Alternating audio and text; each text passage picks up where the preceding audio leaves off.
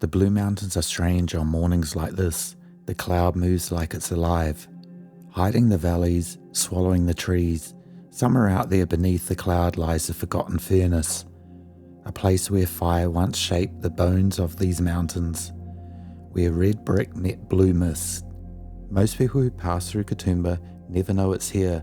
Just minutes from the main trail behind the trees and cloud lie the traces of an industry that built the homes, the schools, and the guest houses that define this town. A brickworks born from ambition and lost to time.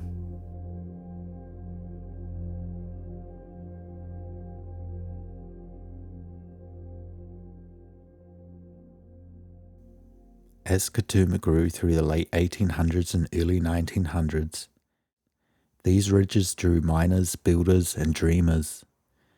Among them, entrepreneur John Pty North, a man who saw potential in every rock and valley. He carved walking tracks, opened mines, and helped turn a remote plateau into a thriving township. While North himself had no hand in this brickworks, his vision for local industry set the stage for what followed.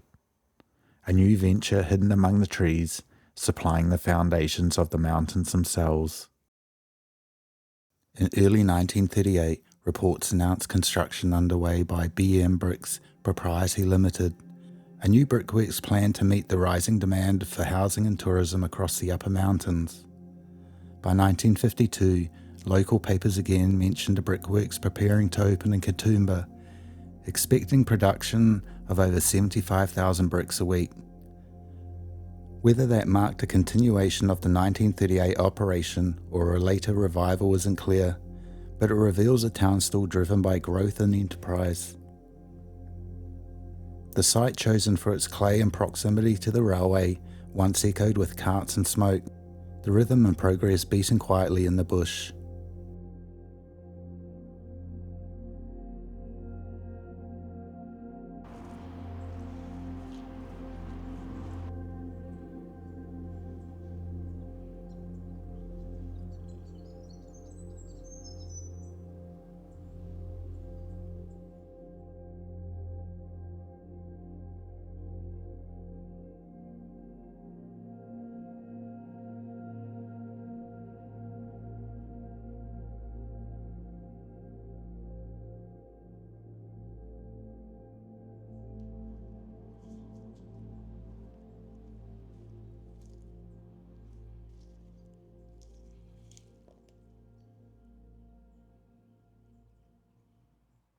All right, welcome back.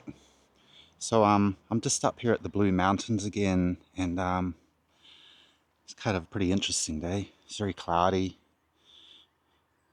very low cloud. This is quite an eerie feeling actually. So I'm just up here. I wanted to go take a look at the old Katoomba Brickworks.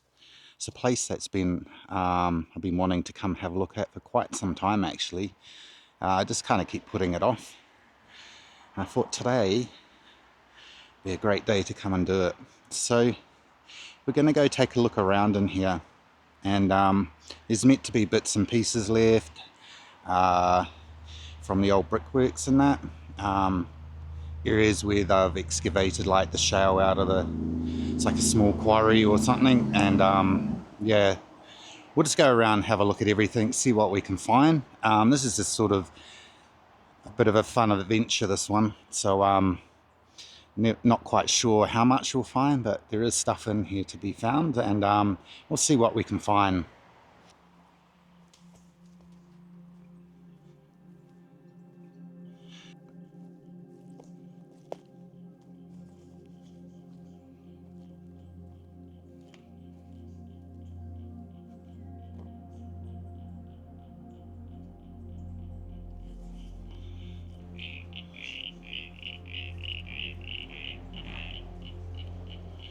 It actually looks like in through here, it's maybe where they've been taking all the shale clay from.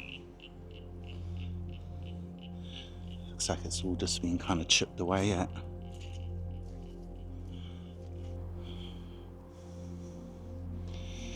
There's some old bits of corrugated iron.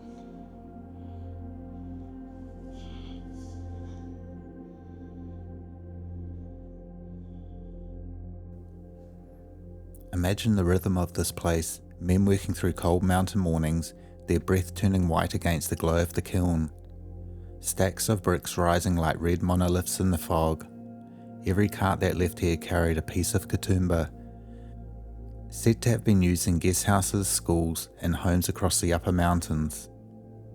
Few records survive, but the marks of their labour remain in the foundation and in the fragments of red still buried in the soil.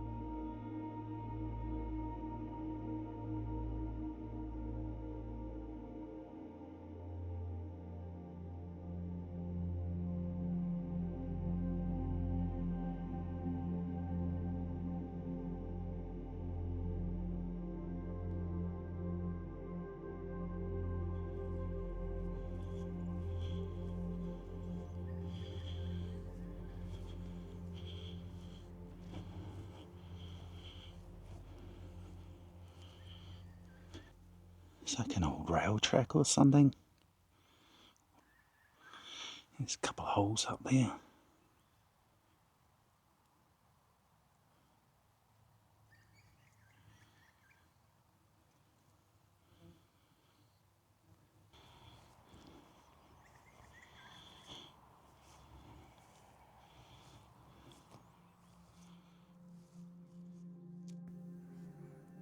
By the early mid-1950s, the records begin to fade. A new venture was announced in 1952, aiming for high production, but how long it lasted no one can say. Eventually the furnaces fell silent, the workers moved on, and the bush began its slow reclaiming.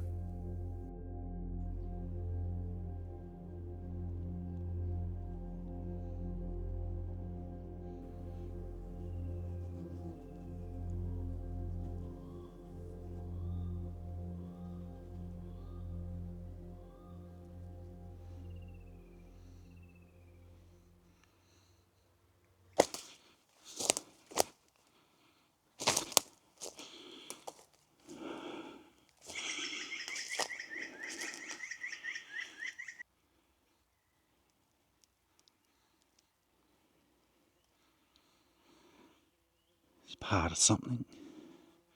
Because there's quite a bit of stuff that's been pushed off over the back here. It's like a big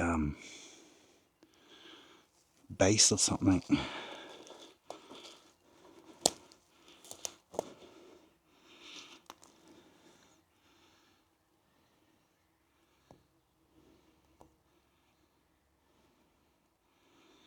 They're holding something up. It's like I had a big pole running through the middle of that.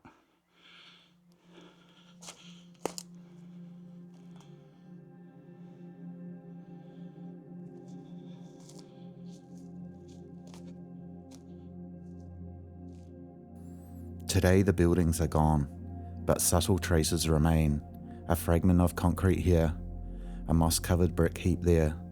Even the road that once led here is fading back into grass and silence. Yet the ground remembers. Each fragment tells of work, of heat, of hands that shaped the town. How did fire and fog shape life at the Katoomba Brickworks? Fire was its heartbeat, the kilns burning day and night, turning clay to stone through heat and patience. Fog was its curtain, rolling through the valley, wrapping the site in silence and mystery. Together they define life here. Workers braved cold mornings where their breath met the kiln smoke, where red glow met blue mist. That contrast between flame and fog is what made this place unique. Even now standing here, you can almost feel that tension, the warmth of the human hands against the chill of the mountain air. So you can see, the bricks.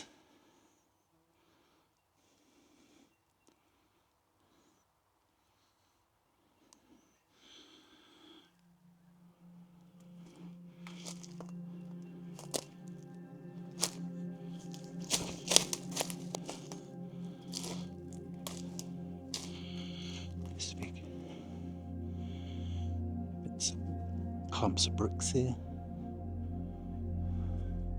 It's quite a lot here, like all through here. So like heaps of bricks. Wow, what is that?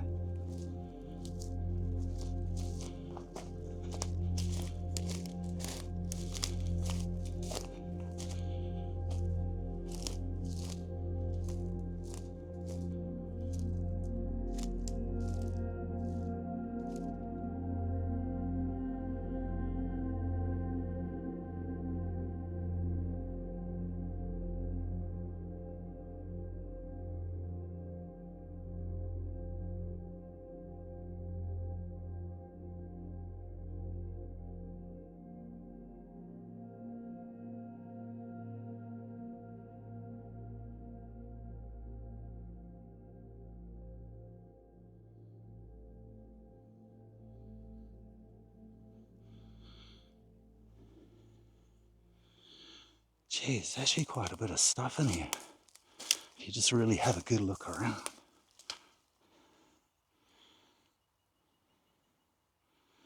Yeah, it's massive. That'd be super heavy. Sorry, come all the way from down up there. I'll roll down here, or drag down.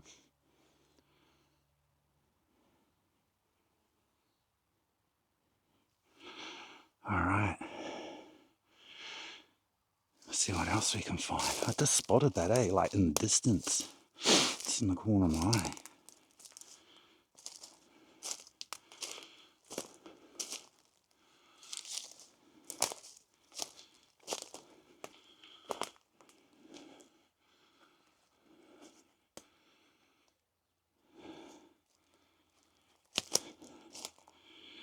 Oh, can. There's bits of piping and stuff in here. Corrugated iron. And a lot of bricks. This site tells more than an industrial story. It's a reminder of how quickly history can vanish when the fires go out. From North's walking tracks to the brickmakers' furnaces, each left their mark on these hills, then disappeared beneath the bush. The mountains are full of places like this, half memory, half ruin, each one a chapter in what built this region. So next time you walk the bush trails around Katoomba, stop for a moment. Beneath the moss and silence lie the works of forgotten hands, and the echoes that once burned bright against the cold mountain air.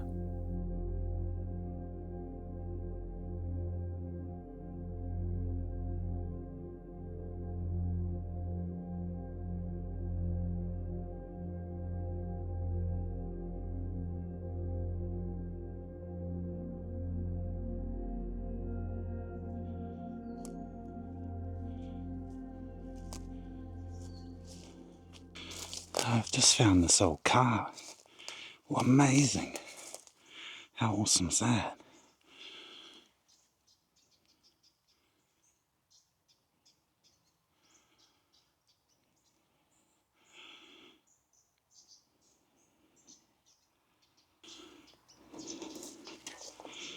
Wow.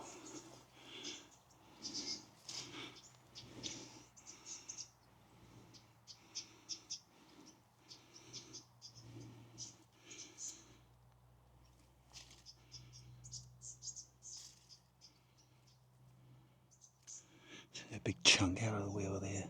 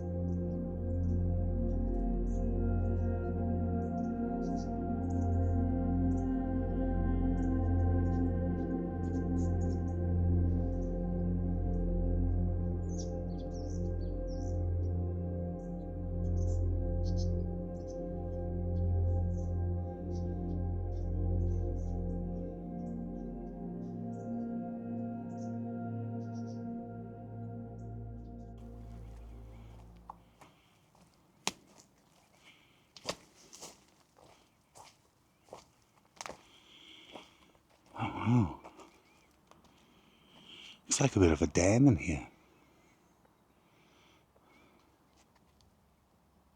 It's got a whole bit of glass there, some writing on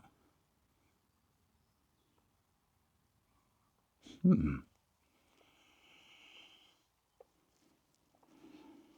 I believe there was a dam around here somewhere. I think this might be it. You can kind of see it's like a wall thing going around there. It comes down there.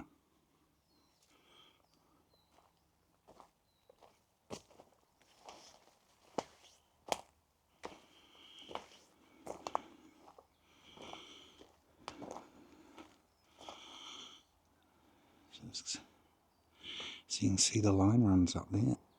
I think that is. So I've been walking around for a little bit and I found this. I think it's a little powder keg storage or something. That is cool.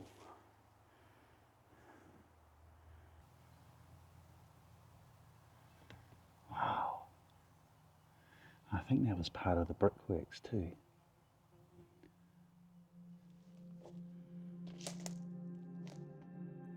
What was the Katoomba Brickworks built for, and who owned it? The Katoomba Brickworks was born out of the late 1930s boom, a time when the Blue Mountains was transforming from a mining outpost into a growing residential and tourist region. It was constructed around 1938 by BM Bricks Pty Ltd, built to supply the surge in housing and guest house development across the upper mountains. Its location wasn't random. The site had rich clay deposits and sat close to the railway, which made transport easy. Though ownership records are limited, the operation embodied the same spirit that shaped Katoomba in its early years. Local enterprise, ambition, and a drive to build with the materials of the land itself. Why was the Katoomba Brickworks abandoned? Like many small industrial ventures of the time, it likely fell victim to shifting economics and isolation. By the 1950s, larger mechanised brickworks closer to Sydney outpaced smaller regional sites like this. There was an attempt to revive it in 1952, promising a new start and a huge weekly output. But whether that reopening succeeded for long remains unclear. What's certain is that the bush slowly took it back, the furnaces cooled, the workers moved on, and nature began her quiet reclaiming, leaving only traces of red and rust behind. Could the Katoomba Brickworks ever be restored or preserved? In theory, yes. But in reality, it would be a massive challenge. So little structure remains that restoration would mean archaeological work rather than reconstruction.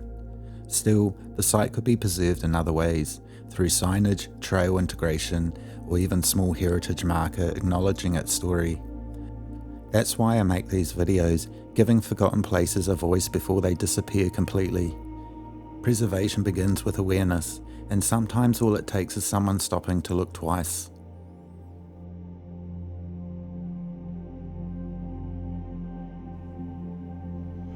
So yeah, this is really interesting, fascinating. Really interesting just to kind of have a wee bit of a walk around and see what you can find. It's kind of really fun. Bit of a fun explore this one was. So I think that's about it for today. Like and subscribe, and I'll see you next time.